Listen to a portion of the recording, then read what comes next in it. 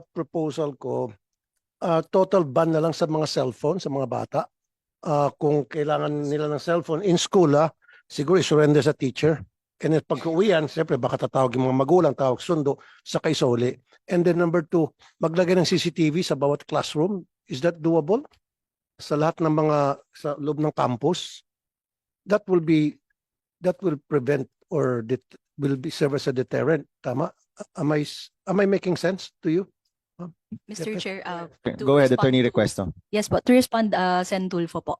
This actually aligns also with our yung piniprepare po namin na policy on the safer and more secure learning environment po. So in that policy we are crafting, it aligns po with yung suggestions po ninyo, Sen. Okay, Well, isa yeah. pang suggestion. Go ahead. Sa PTA, ako mainit ang ulo ko dyan sa PTA na yan eh.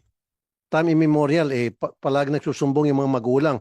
Imbis na pag-usapan yung academic performance ng mga bata o yung o dili kaya yung pambubuli sa mga anak nila, puro project.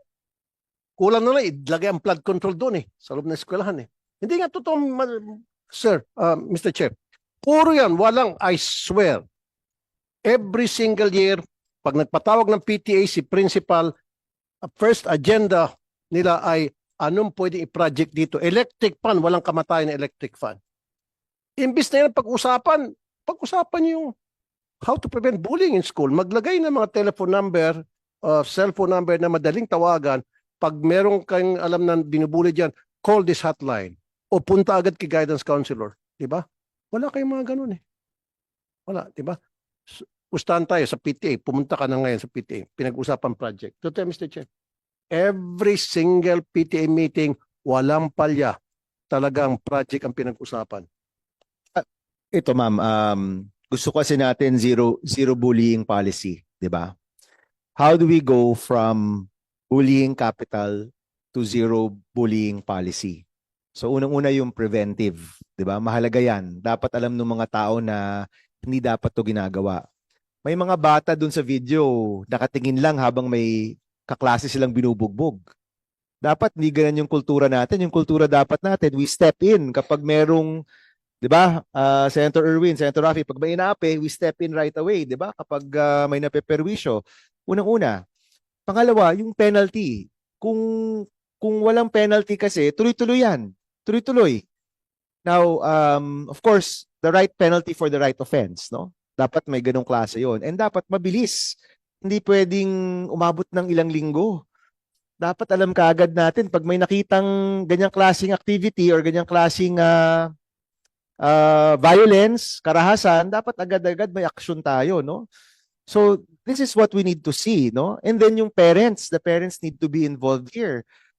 May nag-suggest online na baka daw yung magulang kailangan rin i-penalize kapag yung mga anak bully. Hindi ko alam kung pabor po kayo doon.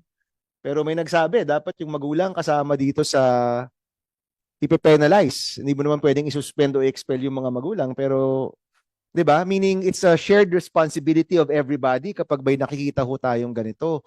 Now, alam ko may mga preventive measures kayo na pag-uusapan, pero hindi ho ba parang kulang? Parang kulang pa no? Mr. Chair, Yes. tama ka, Mr. Chair. Dapat may parusa sa mga magulang. When I say parusa, siguro community service. Siguro sila maging janitor sa school, sila maglinis sa school, silang gagawa ng mga kung ano mga project sa school. Ito mga magulang na yung mga anak nila, hindi nila kayang pigilan at nambubuli palagi. So para pag uwi ng bahay, yung magulang, papagalitan yung anak na nambubuli, paparusahan din niya. For me, it will work. Am I right?